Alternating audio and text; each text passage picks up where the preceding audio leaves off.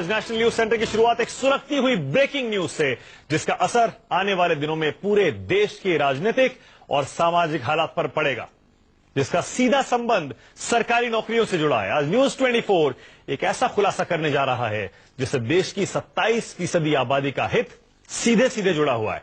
एक ऐसा खुलासा जो यूपी और बिहार की राजनीति के साथ साथ पूरे देश की राजनीति से जुड़ा है। मोदी सरकार का ऐसा आदेश जिससे संसद से लेकर सड़क तक हंगामा होना तय है।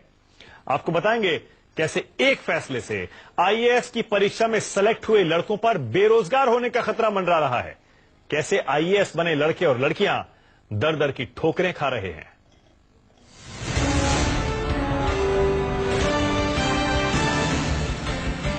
अब देखिए, सिलेक्शन में क्रीमी लेयर को मोदी सरकार ने बदल दिया है। अब क्रीमी लेयर का जो फैसला होता है वो जिन नियमों के आधार पर होता है, उन नियमों को बदल दिया गया है।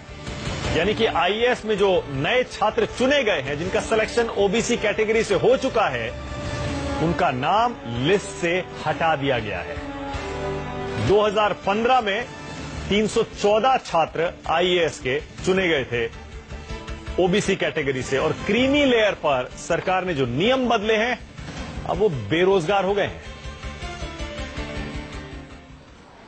देश की सबसे प्रतिष्ठित नौकरी आईएएस में सेलेक्ट होने के बाद कोई अजमेर की दरगाह पर दुआएं मांग रहा है, तो कोई पिछड़ा वर्ग आयोग में अर्जी लगा रहा है, ओबीसी कैटेगरी आयोग में अर्जी लगा रहा है। ओबीसी कैटेगरी में सेलेक्ट हुए कुछ छात्रों का भविष्य अधर में लटक गया है। सबसे अचरज की बात तो ये कि कुछ ओबीसी कैटेगरी के छात्र ऐसे भी हैं जो मोदी सरकार के फैसले से बेरोजगार हो जाएंगे।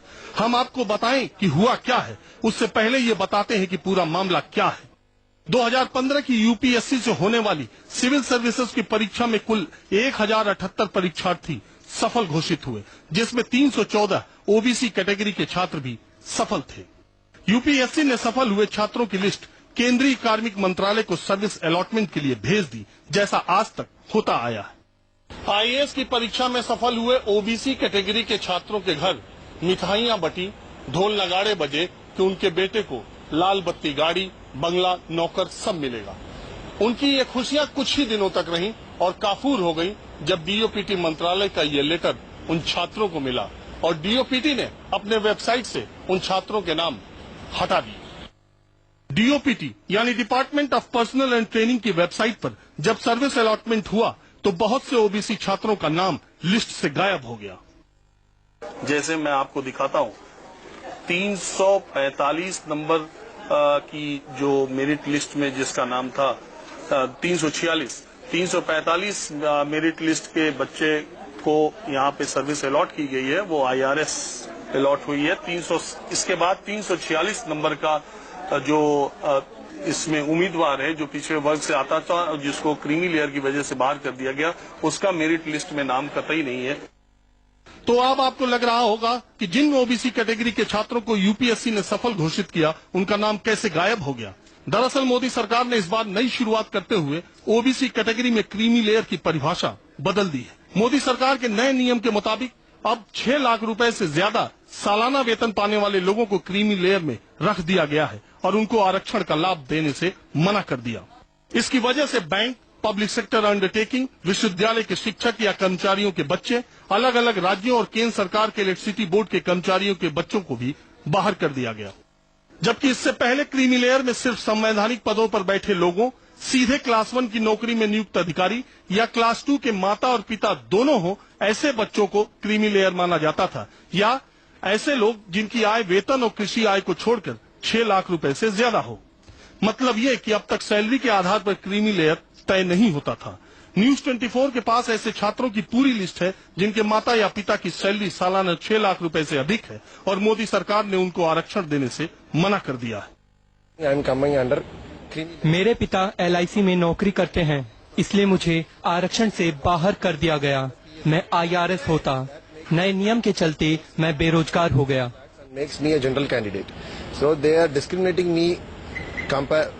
non-government employees with government employees. मेरे साथ ओबीसी कैटेगरी के वो छात्र जिनको क्रीमी लेयर की वजह से डीओपीटी ने बाहर कर दिया, इसमें कुछ छात्र ऐसे हैं जो ओबीसी कैटेगरी में सेलेक्ट हुए थे, लेकिन नया नियम अगर लागू हुआ तो ये बेरोजगार हो जाएंगे।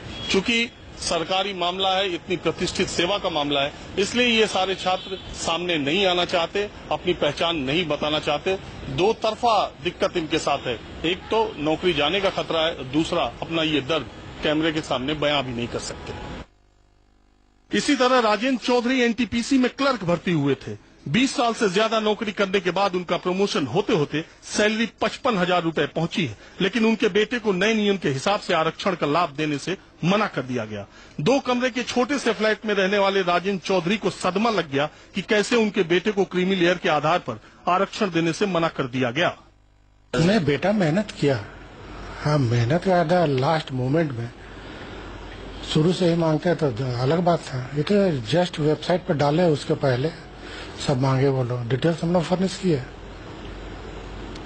वो जो डॉक्यूमेंट मांगे हमने फर्निश किया।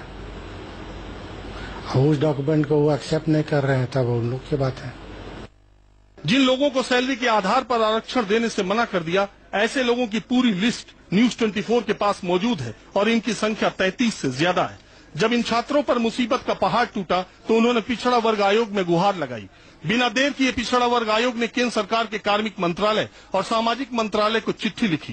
न्यूज 24 के पास वो चिट्ठी भी मौजूद है, जिसमें आयोग ने कहा है कि अगर इसको ठीक नहीं किया गया तो परिणाम भयंकर होंगे। जो रूल्स ओबीसी और गवर्नमेंट ऑफ इंडिया का है, उसके मुताबिक हमने डायरेक्शन जो है, हमने सरकार के पास एडवाइस भी भेजी और डायरेक्शन भेजा, उनको भी कॉपी दिया हमने डीओपीडी को कि जो एग्जिस्टेंस रूल्स हैं उनको आप फॉलो कीजिए।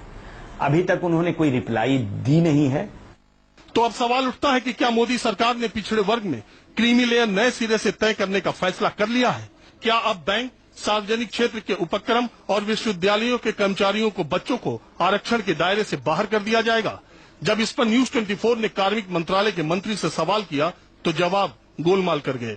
मैं इस विषय पर सार्वजनिक चर्चा नहीं करना उचित समझूंगा। कारण ये है कि ये अभी विचाराधीन विषय है और समय समय पर इन बातों को लेकर के समीक्षा की जाती है। पहली बार ऐसा हो रहा, मतलब 120 कैंडिडेट को लेकर क्या है? ये विचाराधीन विषय है। तो क्या इसका मतलब ये मान लिया जाए कि देश की 27% जनता को सरकारी नौकरी और शिक्षण संस्थाओं में मिलने वाले आरक्षण पर एक नई शुरुआत होने की तैयारी है? मोदी सरकार का ये नया फैसला क्या संघ के इशारे पर लिया गया है? शक इसलिए गहरा जाता है क्योंकि आरएसएस प्रमुख मोहन भागवत ने कई बार ये कहा है कि पिछड़े वर्ग को मिलने वाले आरक्षण की समीक्षा का वक्त आ गया है। तो क्या इस फैसले से नई बहस की शुरुआत हो जाएगी? कैमरामैन राजू यादव के साथ राजीव रंजन, न्यूज 24 दिल्ली। यह राजीव रंजन का चौंकाने वाला एक बहुत बड़ा खुलासा। राजीव रंजन न्यूज रूम से फिलहाल मेरे साथ लाइव जुड़ गए हैं। राजीव, इसमें 2 मुद्दे हैं। एक, क्या सरकार का क्रीमी लेयर को रिजर्वेशन से बाहर करना, और 2 कि सिलेक्शन होने के बाद छात्रों का लिस्ट से निकाला जाना। पहले क्यों नहीं ये किया जा सकता था? पहले इसमें बताइए राजीव, क्रीमी लेयर को अगर रिजर्वेशन का बेनिफिट देने से मना किया जाता है, बाहर किया जाता है, और जो ज्यादा नीडी है, जिनको ज्यादा जरूरत है, उनको अगर रिजर्वेशन का फायदा पहुंचता है, तो इसका तो स्वागत होना चाहिए।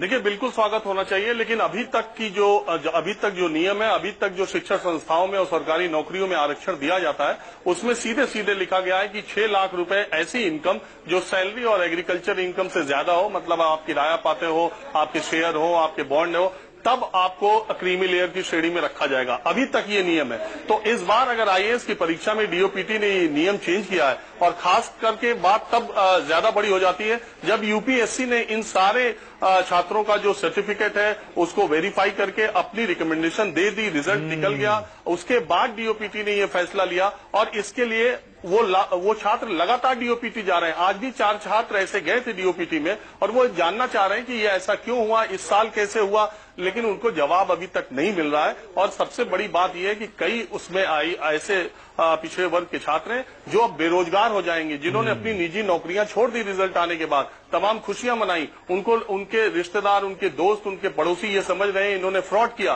क्योंकि सर्विस जो एलोकेशन हुआ, आपने देखा कि जो डीओपीटी की वेबसाइट है उससे उनका पूरा का पूरा नाम ही गायब है, और जो मेरिट लिस्ट के हिसाब से सर्विस एलोकेशन में हर जगह गैप दिखाई दे रहा है। वो वही लड़के हैं जो क्रीमी लेयर में आए। अब दूसरी बात यह है कि अगर ये नियम चालू हुआ तो इसके बाद पीएसयू में, बैंक में प्यून का बेटा भी क्रीमी लेयर में आ जाएगा, क्योंकि प्यून जो भर्ती होता है 20-22 साल की उम्र में 40-45 साल तक उसकी जो तनख्वाह है वो 50,000 से ऊपर हो जाती है। तो बड़ा सवाल है कि ये फैसला लेने से पहले बताया क्यों नहीं गया? क्या संसद में इसकी बात रखी गई? हमने जब मंत्री से ये सवाल पूछा तो आपने देखा कि गोलमाल करते हुए उन्होंने कहा कि समय समय पर समीक्षा होती रहती है। ये समीक्षा कैसे हुई, कब हुई, किसने फैसला लिया, इसका कोई जवाब अभी मोदी सरकार ने नहीं दिया है और ये छात्र दर की ठोकरें खा रहे हैं। बिल्कुल, लेकिन राजीव अब आपने जब खुलासा कर दिया, न्यूज 24 ने ये पूरी की पूरी खबर दिखा दी है, उन सारे छात्रों, उन सारे परिवारों का दर्द भी हमने देख लिया है, तो सरकार को जवाब तो देना पड़ेगा। विपक्ष भी इस मुद्दे को जरूर उठाएगा। बहुत बहुत शुक्रिया राजीव इस पूरी जानकारी के लिए।